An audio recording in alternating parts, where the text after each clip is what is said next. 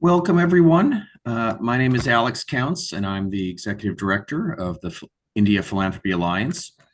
This is our January 2026 virtual town hall session focused on fundraising with a very special guest who will share with us some of the latest trends going on in fundraising that hopefully will be very useful to you. I would usually at this point tell you what the town hall will be for February, since we've gotten onto a more or less monthly cadence with these town halls, but we don't have one scheduled yet. If you, however, have a guest speaker in mind or a topic you'd like to address, please share it with us. We have a few ideas we're kicking around, so we'll probably have one. If not, we'll move to March, maybe do one post India Giving Day. I know a lot of you are very busy with India Giving Day preparations. We're very excited about this campaign. 51 organizations signed up, the highest ever in our history, and we're thrilled to have so many organizations part of this movement to increase the amount, the quality, and the joyfulness of American philanthropy to India. It's good to see so many people joining us today. And what I'd like to do now is introduce and bring on board our guest speaker. Lots of people to bring into this. We're signing on, but let's see if I can find Rasheeda here.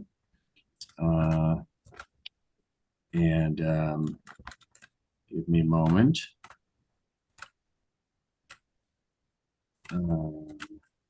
She was one of the first to sign on. I'm here. I don't know. Oh no, yeah, Okay. I just need to see you now. I know you're here. Here we go. There we go. Oh well, look good to see. So Rasheeda, welcome to our IPA virtual town hall. I'm a big fan of yours. I've read a lot of your articles and your colleagues who write in the Chronicle of Philanthropy. And the origin of this, as I shared with you and some of my colleagues, was I went away to just to kind of get away from it all, and I took a stack of unread Chronicle of Philanthropies over the last year, and I went through each and every one of them and learned so much. And I actually shared it with, I do a monthly training on fundraising for this community. And during the second half of a recent training, I guess it was in December, I just went through my kind of list of things that I learned from your articles and those of your colleagues. And people really liked that. And I actually created a blog post drawing from that. And I will encourage everyone who's part of this to subscribe to the Chronicle of Philanthropy. I get no benefit from doing so, except just the benefit of giving you guys some good advice. One of my mentors in philanthropy encouraged me to subscribe to it back 30 years ago, and it took me a while to do so, and took me a while to start reading it, even after I did do so. But boy, it's just a great resource, and I love your writing. So that's a strong encouragement. And when I invited Rasheeda to join us and to share some things that she's learned as one of probably the leading journalists following the fundraising in the philanthropic and nonprofit sector, she agreed, and here she is. So Rasheeda, welcome. Thank you. Appreciate it. And I'll give a brief introduction. She's a senior editor for fundraising at the Chronicle of Philanthropy. Previously, she wrote about finance and business news at the nonprofit at a publication called, I believe, Nonprofit Associations.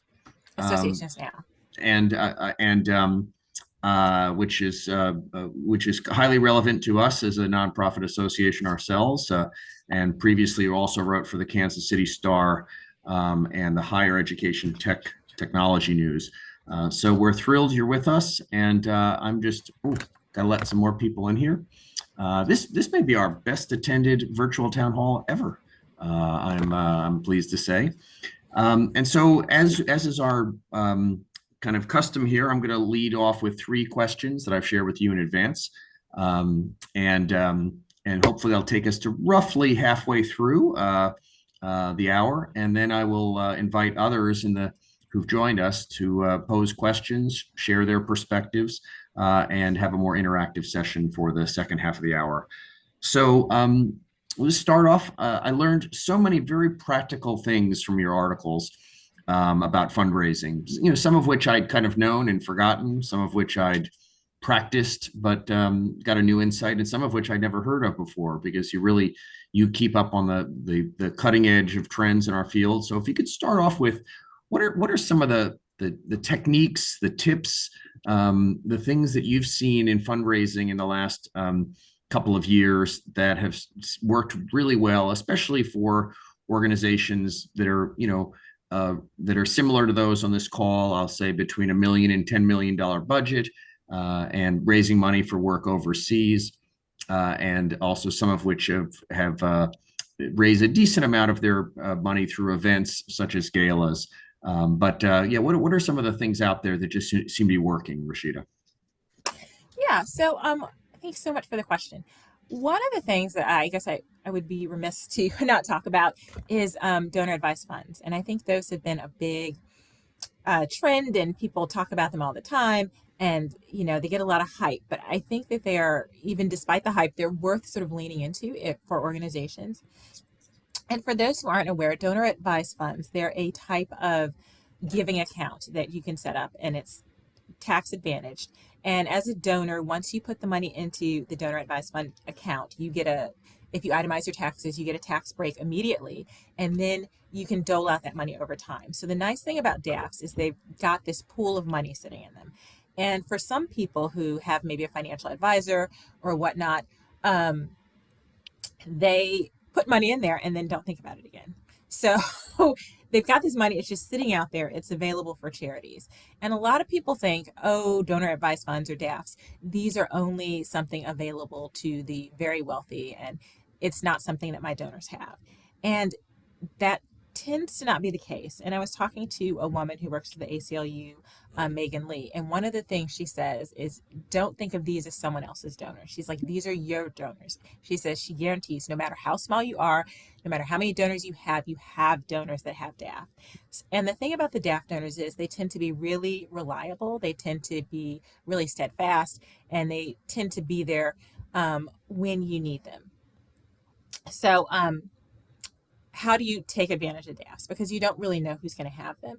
And the thing that's really simple to do that people are saying, and that any organization can do, is just adding DAFs to your standard appeals and to your donation page. So instead of saying just, would you like to give by check, or would you like to give by money order, or would you like to give by credit card, have another checkbox that says, I want to give by DAFs.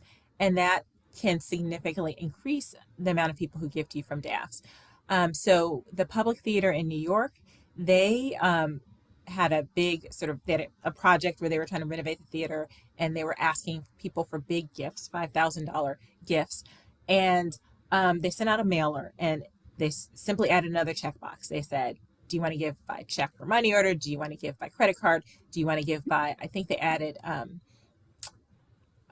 minimum distribution from like a 401k, those charitable contributions.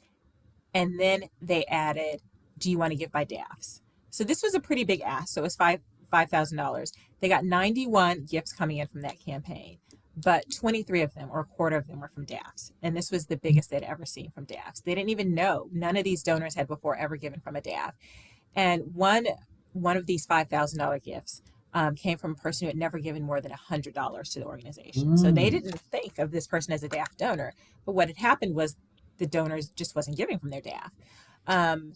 There's a study or research report called the DAF Fundraising Report 2025.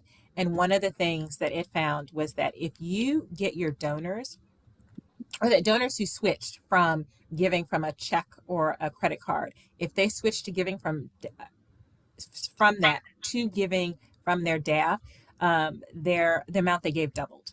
So it doubled how much they gave just by switching. Wow. Because they're like, they see how much money they have in their DAF. Maybe they hadn't noticed, maybe they hadn't checked. But when you ask them for a DAF and they're like, wait, I have one of those, they come back and they give more. So Alex mentioned India Giving Day coming up. So one of the things that some organizations have found success with is a thing called DAF Day, which is a day specifically geared towards reaching out and asking people about DAFs. But if you've got this Giving Day coming up, I would recommend on the Giving Day asking also if people can give from DAFs. And so organizations that have had success with DAF Day, which is usually in October, some of the things that they do to get better success is just sort of educating donors about DAF. So, because if someone's never heard of a DAF, they may be like, what is this? So having a space on your website that explains what a DAF is and explains how you use it. And most importantly, has your EIN or your IRS number that says you're a charity on it, because that is really, there's so many charities out there and many of them have similar names. And one person told me, who works with a lot of charities that have DAFs, that a board member gave $10,000 to the wrong organization because they didn't have the EIN, but it had a similar name. They got it from some list as opposed to getting it from the charity. So it's really important, if you are encouraging your donors to have DAFs, that you have that EIN number and be like, this is the organization you want to give to. So definitely, donors, get your number out there. Another thing, if you're able to, try getting a matching gift if you're doing some sort of giving day like a DAF Day or India Giving Day, because that will also help donors get involved. The other thing I would say to focus on is that a lot of people don't necessarily think about is mid-level giving. I know Major Gifts has the big push, and people are like, oh, we got to get major gifts. We got to get these big, huge 25, 30,000 or 500 big gifts. And the truth is that you're so many more mid-level donors out there. Mid-level donors give around between $1,000 and $10,000. That's generally what's considered a mid-level gift. But for organizations that really lean into mid-level gifts, that can be up to 50% of their budgets just coming from those mid-level donors. And so there's been some research on this, a report called The Missing Middle, done by a group called Sea Change Strategies. And they found some qualities of mid-level donors. One is that these people are really steadfast. They said they're not going to write a check for $1 million, but they're also not going anywhere. They're going to be with you for a long time. They tend to stick with organizations over time, and you can move them up within the mid-level, and it makes a huge difference to your bottom line. So if you've got someone giving you $1,000 and then suddenly they give you $2,000, you've doubled what your budget, if you can get enough of these people to sort of move up. And so they may still be giving a mid-level, but you can get them to move up and be consistent, not just be like a stretch. I'm giving you 2,000 this year, but I'm gonna give you 2,000 next year too, because that's our new normal. So they can be pretty. And one thing I think I learned from one of your articles is that mid-range donors are also sometimes fantastic planned giving donors. Yes. That Yes. the multiples involved are astronomical sometimes. Yes, they are. So mid-level, the research said that about a third of the mid-level donors will make a bequest. So that's a lot. And bequests can be big. They could be bequests or something that people just money that they're not really willing to part from in their lifetime, but it could be, you could get someone who leaves you $50,000 or $100,000 or even more in a will and not give it a second thought. And one of the stories I worked on this year was America's Favorite Charities, where we looked at the biggest charities and how much money they fundraise. And planned giving was huge for a lot of the America's Favorite Charities. Now, the thing about planned giving is that it takes a while to come to fruition, and you still have to steward those donors. But once you've kind of started it and you get a pipeline, you will be getting money from planned giving coming in the future. As far as mid-level donors, if you want to create a mid-level giving program, that's a good thing to do. And usually mid-level giving programs, they are named programs, and that almost sort of like monthly giving. And you can even sort of have some overlap where if you have a monthly donor who is giving you, $100 a month, that would put them into the mid-level category of giving $1,200, and they can be part of this mid-level group as well. But with the mid-level giving, they recommend you name that program because, and they say donors actually don't remember the names of the program a lot of the time, but it's really hard to invite someone to be part of something that's amorphous, something that doesn't have a name. So you want to give it a name so they kind of know, oh, this is what I'm doing.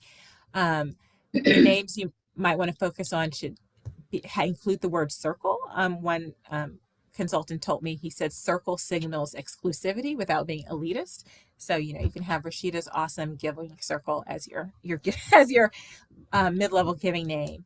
Mid-level giving programs, you should offer some sort of benefits to the participants, and it doesn't have to be anything that actually costs you real money. Like you can give them, depending on what kind of charity you do, you can give them a special invitation to see the work. Like plays and museums and zoos, they offer backstage passes and things. But even just a special Zoom meeting with your CEO, or a special Zoom meeting with someone who runs programming and is on the ground, where they feel like they've gotten like a backstage behind the scenes look. That's really important to those programs. And so just also with mid-level giving programs, just be mindful that they can take a little bit of time to take off. So someone says, give them sort of an 18 to 24 month runway to really find your footing as a mid-level giving program. And then I guess the last thing I want to talk about in this area is just the new tax law. Just sort of be mindful of that. The tax law did change. There were 3 groups that it affected. I don't know if we want to go into all of them, but the key thing, I think that probably the more important thing for organizations that are small and mid-size is to really focus on the everyday giving component, because what the tax law did was it gave a benefit to people who take the standard deduction. And about 90% of taxpayers take the standard deduction. And so when you take the standard deduction, you generally don't get to itemize anything because you're not an itemizer. But under the new tax law, there's one thing that you can itemize, and that is your charitable giving. And you can deduct $1,000 of charitable gifts if you are a single person, and if you're married filing jointly, you can deduct $2,000 of charitable giving. So you will get a tax break on that. And these accounting firms and whatnot, they do estimates about how much this change will impact the sector. And so one estimate says it'll be about $20 billion, or it could be $20 billion of additional funding to nonprofits just from this one change. Tax laws, it's kind of crazy. They do change how people behave.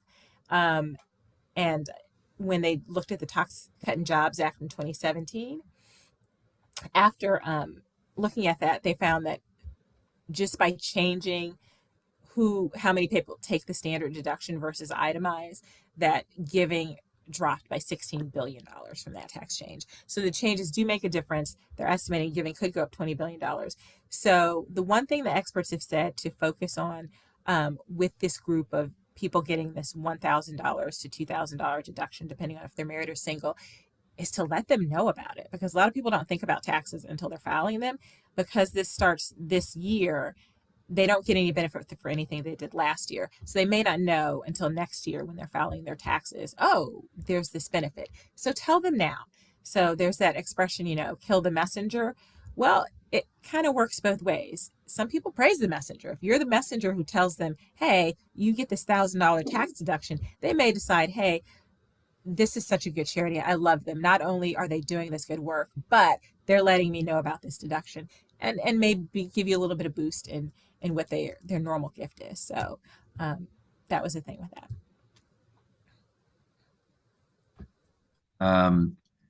So I want to get to the third question, but let me just, and you've kind of answered the second one to some degree in what you've just said, but my first question was really about kind of techniques, tips, things to do.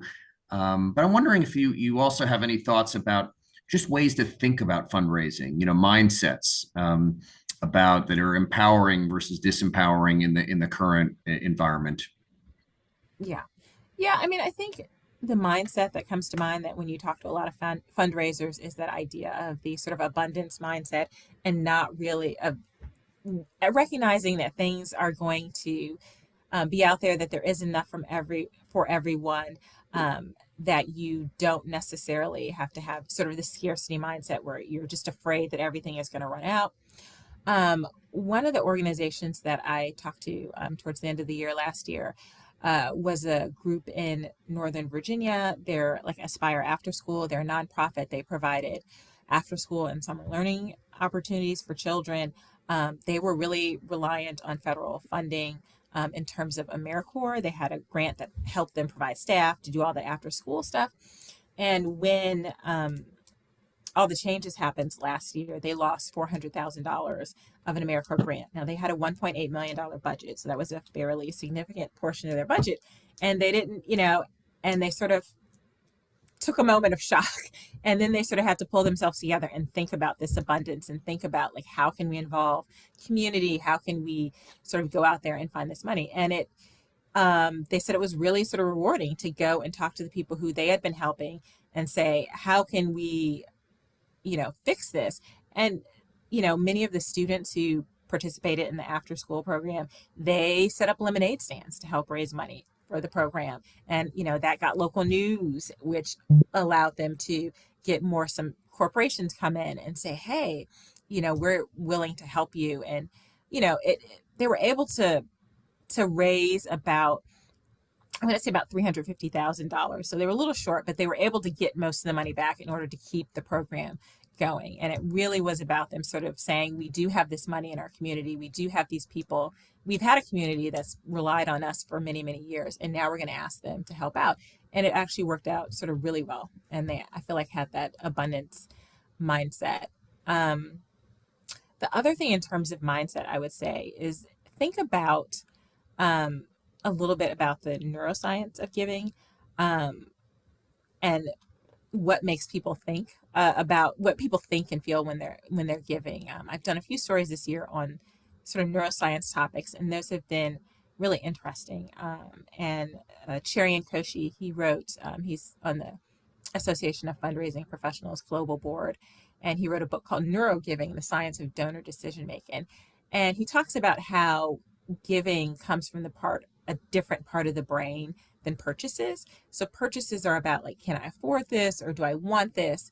Where giving is really, does this reflect my values? Do I see myself in this story? So really think about that as you're planning your approaches to talk to donors, and this idea of creating community, and community where you're around certain values that matter to them, in terms of like that idea of neuroscience, like saying, thank you for being the kind of person who supports this cause, or thank you for being the kind of person that shows up when it matters. Those kind of things are really impactful when it comes to mindset.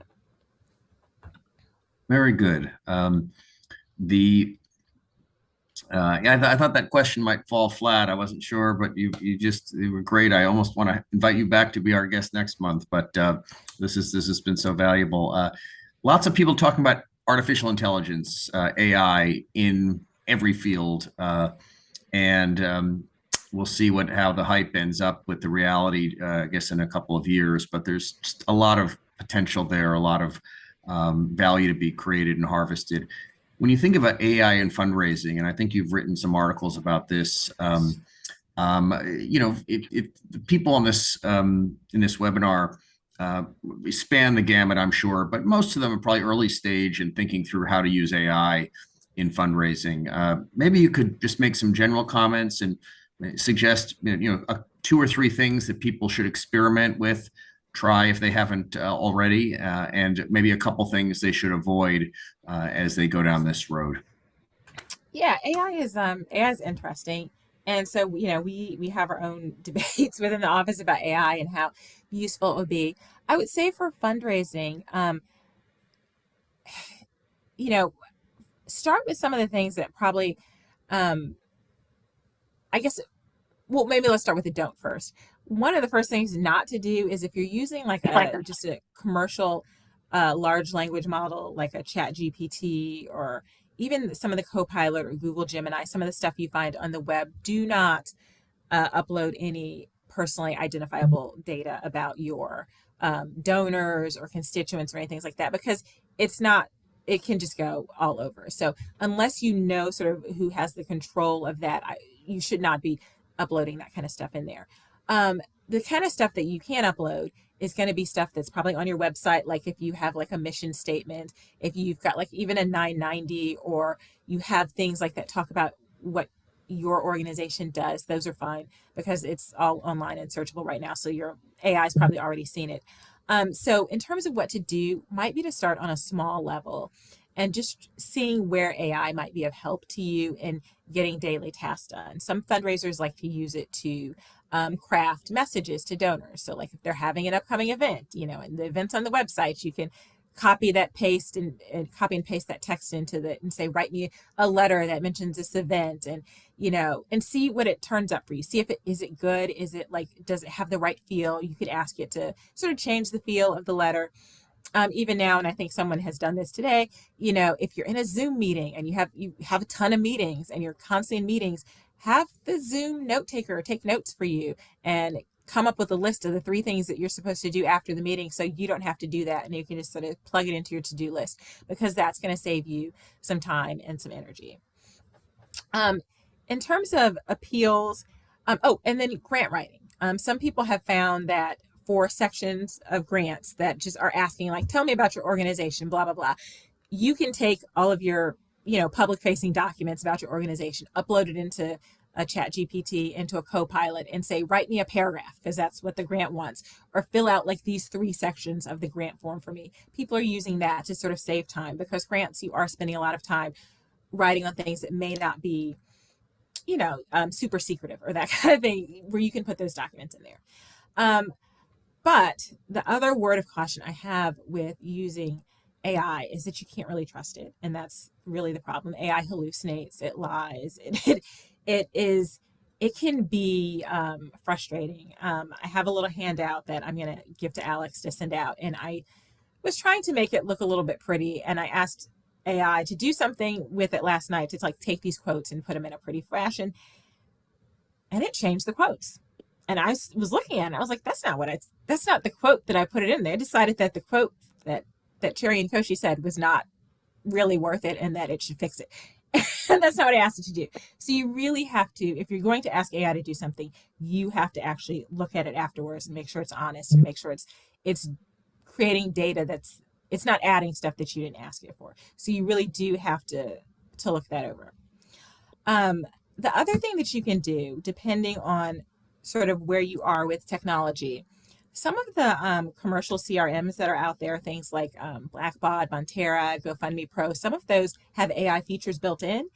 And check with the thing, don't just trust me, but my understanding is that some of these that do have the AI features built in kind of wall off your data and it's not going into their system. And if that is the case and that your data is protected, you can actually ask it to do things with your donor data and give you a better sense of sort of how to approach your fundraising. So some people may give you small gifts, $200-$300, but they may give them like 3 or 4 times a year. You can go in and say, and with some of the AI within these LLMs, are there any donors that have given me $10,000 over the last 5 years? Who are they? And you may not have even realized that someone giving you all these small gifts has really added up to a lot. And that may be a person you may want to spend some more time on, or that you may want to give some more personalized attention to. You can sort of see like which donors have had like big gaps in when they've given. And so just ask some questions of the LLMs or of your systems. But only do this if you're really sure your data is protected and check on that. But some fundraisers are using that to give them some better sense of which donors to reach out to, people who haven't given in a long time, really do that. And sometimes if you're in a spreadsheet, you can do some of this with Excel sorting in terms of dates. But, some of these commercial systems have some good things within them. And then I guess the last thing I would suggest doing, and it's not quite for you to do with AI, but it's about AI. A lot of people do love AI, especially young people, and it's changing how people find out about you online. So it's not about SEO anymore. So you get to the top of the Google search rankings. A lot of people are just asking ChatGPT, what's a good charity to donate to, or what's a good charity that does X, Y, or Z. And so what you want is for when these AI systems like ChatGPT or the Google AI summaries, when they are crawling your website, you sort of want to have your content available in a way that they say, oh, this will be good for me to share with somebody because they will like it. And so what what AI likes is actually what people like. And so they want a lot of plain language. They like bullet points. They like lists. They like FAQ sections. So the kind of things Mm. that if a person does actually click through, they're really happy when they get to the site because it's really clear and easy for them to understand. That's what AI likes. That's what AI surfaces. It will read the answers and give a response, but when people want to click through, they want it to go to that. AI actually also will look at your video. So if you've got some video on Hmm. sites, that apparently is very helpful in getting AI um, to go there. So those are some things. Yeah, so definitely plain language. Oh, and the other thing I was thinking Plain about with language. this was being consistent with the language. AI likes it likes standards. It likes everything to be standard. So if your organization is one that likes to have a little bit of fun and you don't necessarily write things the way everyone else does, like for example, there's like a nonprofit or a company that I wrote about, and I think their logo is like a whale or something. And Mm. so instead of having a CEO, they have a chief whale. Well, AI doesn't like that. AI wants a CEO. They want to understand sort of what's going on. So like using standard terms like CEO or the about page, not like, oh, our coolness, don't do weird things. AI doesn't like that. Don't get too clever. Yes. Yeah. Interesting. Interesting. So we're right on schedule to open it up to the community. There's one question from Lipika Sharma. I'll just read to you, and feel free to just jump in, raise your hand, virtual hand. We'll try to highlight you and all. But this written question in the chat: how much influence does an investment firm have on donors in selecting charities of choice for their DAF? Should we look to build some kind of rapport with these firms? So I guess the firms that manage the DAFs for the donors. It depends on how well what the donor wants and how well they do it, but it does matter. St. Jude, which is a huge charity, and they make a ton of money off of DAFs. They actually have they go to investment conferences and they present there talk about St. Jude and what it does and all the work that it does and that kind of thing. So they can get in front of financial advisors and people who are influencing their donors. So anytime you can sort of get in front of financial advisors or people who are talking to donors, that can be helpful. But sometimes that can be hard because there are a lot of charities out there, and so they don't necessarily have the time to talk to everyone. And not everyone has the time to like spend, St. Jude has a lot of money. They have the time and the expense to be like, oh, there's a financial services conference going on. We're going to send 3 or 4 people and we're going to, have a booth and we're going to talk to anyone who stops by. That's a lot. You may want to try your local community foundation. They are often also a sponsor of DAFs. And people at community foundations, they have these advisors who are willing to talk to donors about what's happening. And I think, too, community foundations also work a little bit, maybe because they are nonprofits, they may be sending out mailings and stuff about what is happening. I know community foundations were really helpful when a lot of the cuts took place last year and organizations were suddenly without money or federal funds, and they were able to rally and send to their list of donors and say, you have funds at this community center. Here are some organizations that are having these problems. So because it's community centered and it's local, and some people like to give local, that also may be a helpful way to go. Hmm. Very good. Okay, the floor is open. And you can raise your virtual hand if you know how to do that, or just unmute yourself, and I'll try to bring you into the conversation in a hopefully not too chaotic way. The floor is open.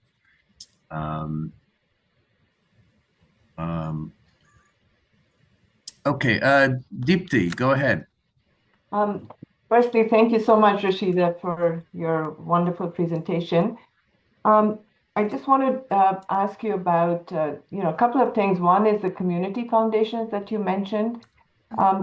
We had talked recently to our local community foundation, and they wanted they're really good. They have, she was telling me about 40 or 50 DAFs, under their control. And she was encouraging us to start a DAF for our kind of a semi-endowment fund. Hmm. What do you think of that? I don't know if you've. I have heard of organizations starting DAFs, but I don't know. I've only heard of it with big organizations, not smaller groups. So I'm not really sure. It would be a DAF. Isn't it an endowment fund or an actual DAF? So the way she put it was, and the way I understood is that if we want to start an endowment fund, Hmm. say you have, a small amount of money. She said you can start from $1 to $1 million, but let's say you have $100,000 you want to put into endowment fund. You put it into there as a DAF, like a semi-DAF, that you can access some part of the money if one actually needs to, but the most of it is in an endowment fund. Okay. Does that sound familiar or? I have heard of organizations, community foundations often will endow funds for nonprofits, and so I may not understand the back end. Maybe it is a DAF, so that may be where I'm having the disconnect. But I do know that there are a lot of community foundations that they have, yes, endowed funds for nonprofits at their organization. And but you can, it's because it's an endowed fund, you're only accessing part of the money. The rest of that money is growing, and it's going to Right, only be there in sort of an emergency. right. And I think because you were saying that the community foundations have other DAFs, Hmm. and if you're part of them in whatever way, whether it's an endowment or semi-endowment fund, that may hopefully that they can um, have their DAFs look at at our nonprofit to see whether, that's a good way to fundraise for our nonprofit. Yeah, If, certainly.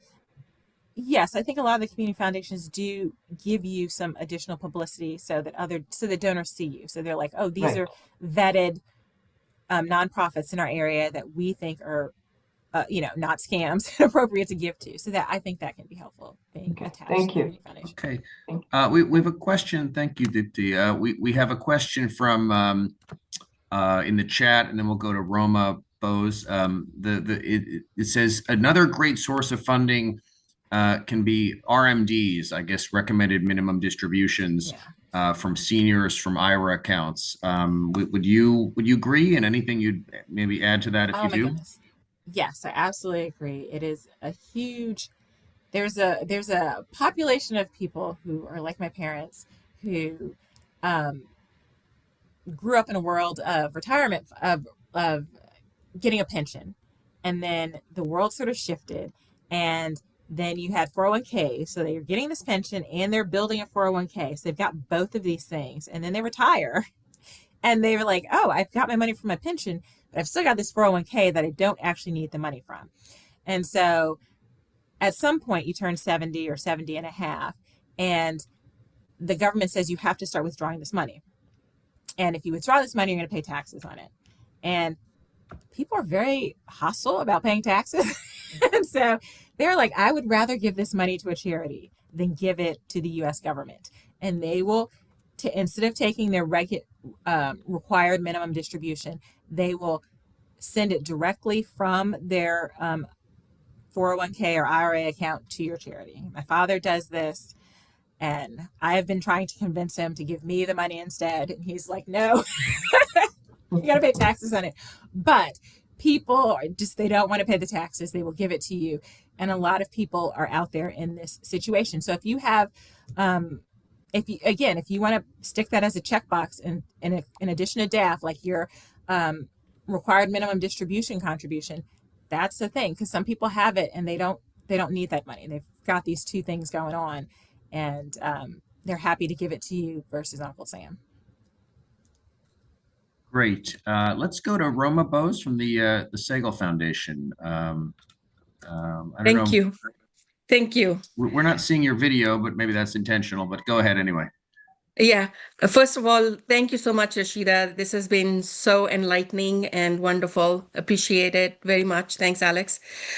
I just wanted to share my experience working with community foundations and with financial advisors. And in both cases, this was Silicon Valley Community Foundation, for example, when I met with this individual who works directly with high wealth Indians, for example, um, they were resistant and they said it's a conflict of interest. They cannot talk about us with their donors. The second experience was with the financial advisors. Again, say it's a conflict of interest. We cannot influence anybody to donate. How true is that? It's possible. If they're telling you it's a conflict of interest, I mean, I don't know all of the ethical guidelines for all the different organizations. There are some people who are fiduciaries whose their job is to, be a steward of the money. There are other people who are non-fiduciaries, and so they may or may not have that conflict of interest.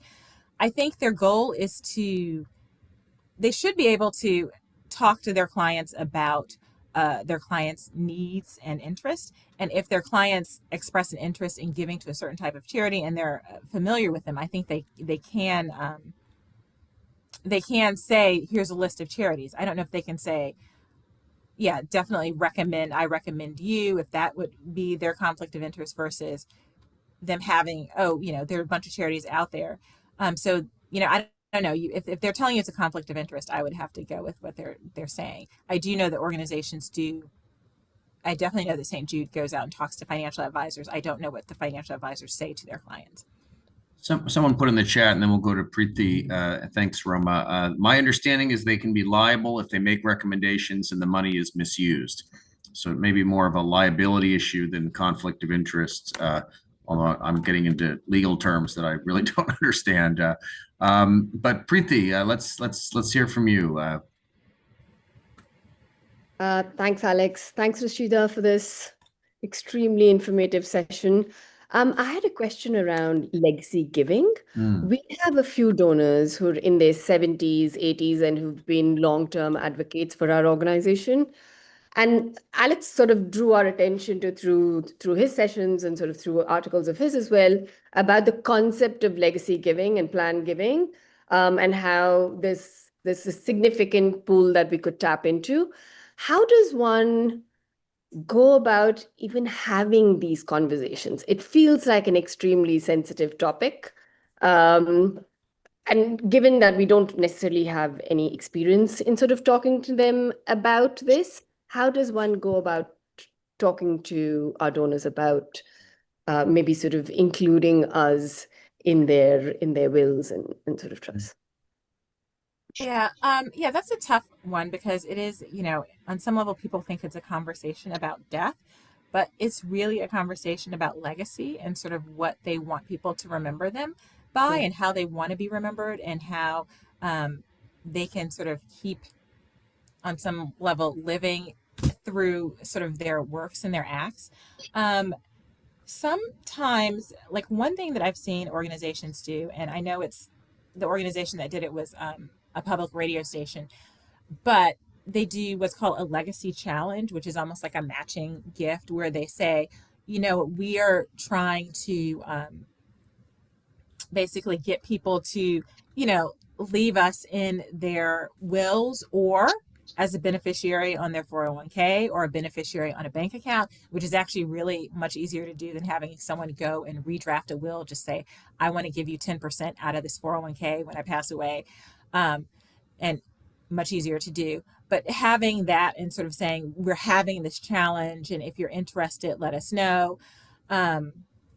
Sometimes I was at a conference and at AFP last year, and one of the persons who does legacy giving says, what you do is you call your donors and you say, I'm new to the organization, or the person at the organization who handled our legacy giving has moved on, and I'm just trying to update our files. And we're trying to find out if you perhaps left us money in your will. And that sort of starts a conversation without necessarily you having to without it being weird. It's just like one person is there trying to figure out what's happened after this other person's gone because the records are all kind of discombobulated. So that's also a way to kind of bring it up and get into talking about something, but also, being positive about it, being like, this is about legacy. We know a lot of donors out there want to live on and have their good work, and and with legacy, some organizations have like a legacy club where the donors who have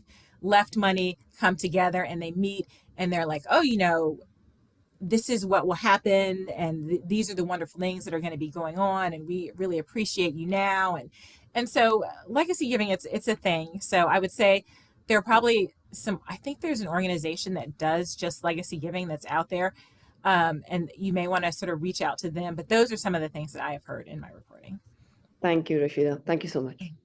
We have two other questions in the queue at least, but just say, I think for a lot of us who've gotten comfortable with fundraising, asking people to donate to an organization that we were involved with felt unnatural at one point, and then it started to feel natural.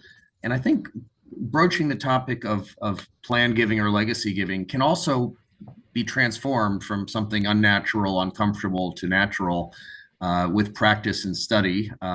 And I'll remind you that back last September, our virtual town hall, we had a planned giving expert, Tony Martinetti, who also is behind Nonprofit Radio. And you can go look at that. And we had a whole session based on that. And you can really change the dynamic here if part of it is just that kind of mindset. The other thing is I'm actually down here in Key West, Florida, trying to escape, and the local community foundation, which I've done some consulting for, just led some workshops. They did something where let me just try to remember this. They had a donor who agreed that any other donor who showed the community foundation that they left the community foundation in their estate plan, that this fund had been set up by a single donor, would allocate $1,000 to the nonprofit of that donor's choice, right? So there was an incentive set up for people to just, to prove with some sort of documentation they were doing that. And so you can kind of create a game of it. You can create incentives and just take some of the discomfort out of it through different techniques. And again, Rasheeda, you've in this webinar and in your writings, you've taught us so much about various different techniques that seem to work. So thanks again. But let me go to Nami Kaur. Go right ahead with whatever your question. Great. Thank you so much, Alex, for first of all including me in this session, and Rasheeda for an excellent presentation. I'm so glad I'm starting out my year with such information and hearing from the others who have joined too. So we ourselves are a circle of kind of network of learning from each other. So I want to go back to the question I had put in the chat regarding RMD. And then I also want to talk a little bit about DAF. I have my questions as well as comments. So Rasheeda, regarding the DAFs as well as the RM, I have found, so my question really is around the whole world of communications and awareness. I have found with my own experience, so I bring experience of working with a lot of nonprofits for the last 15 years. So I've been on the asking end where I've gone to ask for funds through the foundations and so on. And now I'm getting to be a little bit on the other side, on the giving side from a foundation perspective and so forth. So I'm bringing that perspective here. So I have found in my experience, so many people don't know, and I'm sure that's why we had this session today. But in addition to putting the check boxes that you mentioned, like in your maybe top page where you say donate, but I also think there should be something in each person's nonprofit, an education session, like wherever you go into donation, I kind of providing that further education or awareness about these different methods, because I had to do my own homework, even for my own self. Like even what I mentioned about RMDs, I had to ask my accountant. He didn't quite know a thing. So I had to go back and research again. And then when I was working with my IRA person, the financial advisor, they would say you have to ask your accountant. Anyway, to make a long story short, I literally want to mention one of the things that I go to If you each could time just, I if you have give. a question for Rasheeda, because we just do want to get to a couple others now. Do you have a question So for my her? question is, what is your top recommendation for communication and awareness generation besides that other wonderful thing you mentioned about having a circle, like creating like a branding thing? So I want to I need some help there. One thing is to have some information on your website just explaining, like, this is what a donor advised fund is. If you've never used one, here it is. If you've got a 401k or an IRA and you have a required minimum distribution, know that you can give part of that to charity. And just to have it in as many forms as possible. I know one group of consultants, I said, offer to do like a monthly webinar or a quarterly webinar where you talk to donors about these different ways that they can give. If some people prefer, say, like a Zoom session versus just reading stuff online. I don't know if a podcast would work too, but just if you've got it in different formats that your donors can have. And if it's like a webinar, it could be like something you do live where people ask questions, or you could just even have a recording of like your Zoom webinar where it goes over it and people can watch it on their own time. Fantastic. Himanshu. Thank you, Alex. Brilliant session. Congratulations. And Rasheeda, what golden nuggets of wisdom. Thank you so much for that. My question is about DAF. How do we sort of find or research DAFs who are focused in our area of charity? Let's say we work in children's healthcare. So what is the best way to kind of first research and then reach out to these DAFs for the mid-level donors that you talked about? Yeah, unfortunately, there is no really easy way to find out who's like which DAFs are better for you, because they're really just donors. I mean, they're just an account. It's just like a type of bank account that someone has. So you really have to find that donor. They're really, and I think you probably have some on your donor roll. So just sort of figuring, letting your donors know that you accept this kind of gift, that you are really happy to get this kind of gift is good. If you're talking about new donors, I mean, those are always kind of hard to find. And I think it's a little bit of a guessing game and sort of figuring out what works. I know we did a story about technology where we talked to the Children's Hospital of Philadelphia. They're a huge hospital.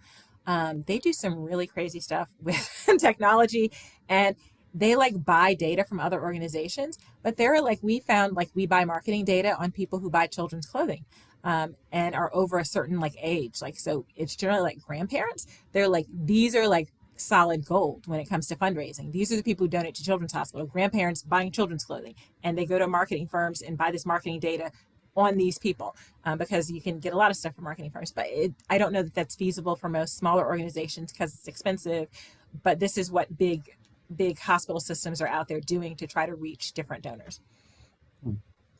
It might be interesting thinking of the future of IPA, whether there might be some things that we could collectively, let's say all the organizations involved working in healthcare, buy a list or do something that wouldn't be affordable for any one organization of our size, but might be affordable for the community.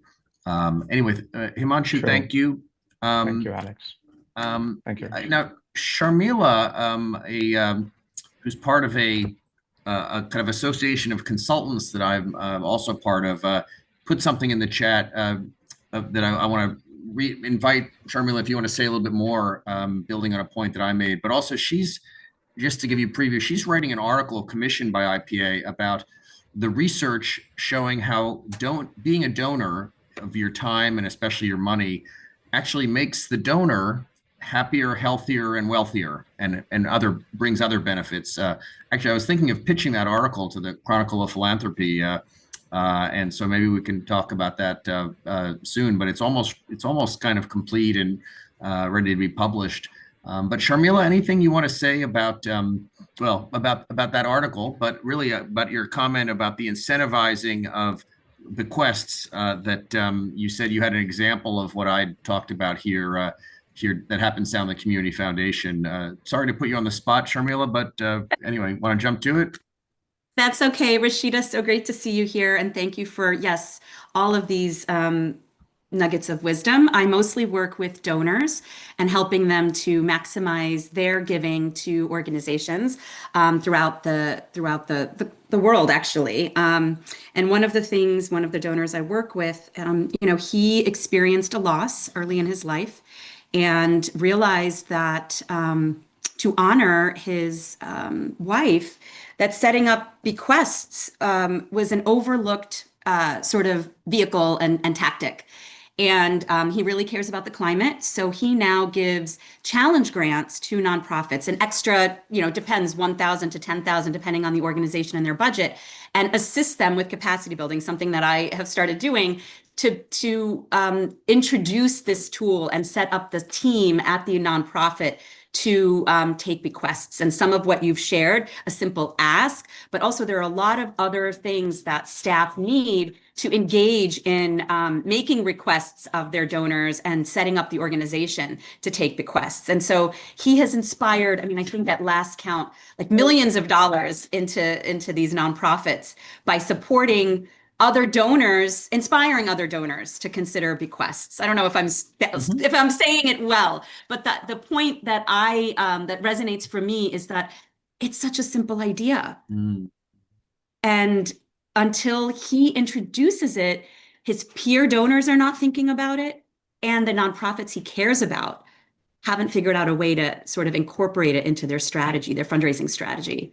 So I'm happy to share more with people that are interested, but I've been fascinated by how much he's sort of how much money he's really brought into the sector and the area that he cares about. Oh, great! And if there's maybe any write up about what he's done, there are several follow ups to share out. But Rasheeda, any comment on that or any closing thoughts before we start to wrap up?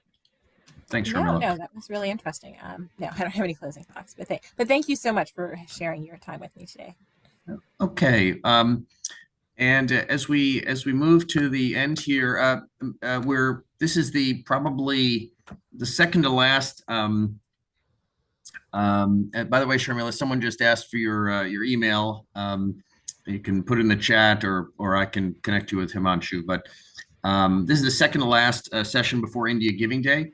And Meenakshi Mahajan, who's the director of the campaign and a trusted colleague and friend. Meenakshi, anything you want to share with the group very briefly about where things stand with India Giving Day? Yeah, but first of all, I just want to thank Rasheeda. There were so many good inputs in there, especially from the context of India Giving Day. And, some of them, especially, we want to start thinking on and working on with the organizations who are participating. I just want to mention to everyone that tomorrow we have the training session on peer-to-peer fundraising, which is such a wonderful tool in so many different ways. Firstly, it allows you to expand your donor base, get more, people to advocate for your organization, as well as engage your supporters. So do do try to have at least one person from your team attend the session tomorrow. Other than that, I just want to mention that all the trainings that we are holding, we are putting the recordings on our trainings page on the India Giving Day website. So do view those trainings as well. And for any questions, or if you're not on our IGD 2026 mailing list, I'm just going to add my email in the chat. So feel free to email me as well. Thanks, good. Alex. Thanks, Meenakshi. So in closing, again, we're still looking for a topic and a speaker for next month. So again, suggestions welcome. It'll be a hard one to follow this one. Rasheeda, you've done a fantastic job, as many people have said. I'll continue to read your columns and your that you write in your articles for the Chronicle of Philanthropy and your colleagues. Some just great stuff coming out of there, and we'll perhaps have you back maybe in a year as because I know people new trends emerge, new insights, and we probably only scratched the surface of what you know and can contribute. But Rasheeda, on behalf of all of us, I think the largest virtual town hall we've ever had. Thank you very much for your time. Thank you for having me. Appreciate it. Okay. Well, bye everyone, and we're always here for you at IPA, and we want you all to be successful, raise more money, do more good, and we'll be in touch about future town halls and other opportunities to learn and connect. Bye-bye. Everybody.